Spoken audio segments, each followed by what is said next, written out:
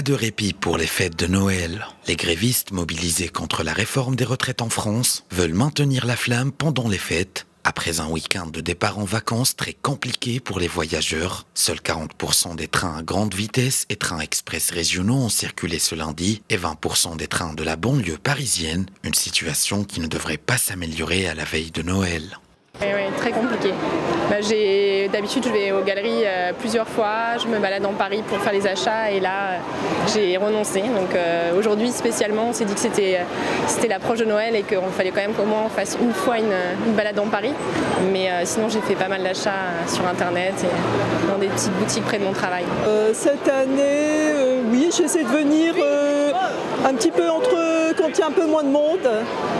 Et c'est-à-dire essayer d'éviter les heures de foule le plus possible par rapport au transport. Voilà.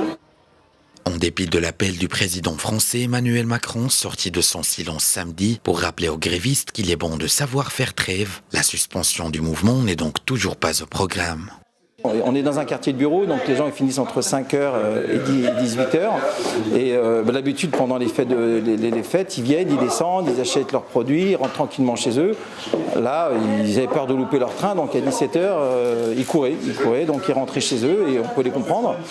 Et de ce fait, on a pas eu les clients qu'on avait d'habitude en semaine, en fin de journée, parce qu'on fait surtout notre chiffre en fin de journée. Par ailleurs, le nouveau monsieur retraite du gouvernement, Laurent Pietraszewski, doit présenter un programme et un calendrier de concertation avec les partenaires sociaux début janvier. Or, Pietraszewski écarte d'emblée certaines de leurs revendications, comme la prise en compte de certains facteurs de pénibilité, dont le port de charges lourdes, ligne rouge pour les réformistes, l'âge d'équilibre à 64 ans assorti d'un bonus-malus, voulu par le gouvernement à l'horizon 2027, pour redresser les comptes sans augmenter les cotisations, sera un point crucial lors des débats.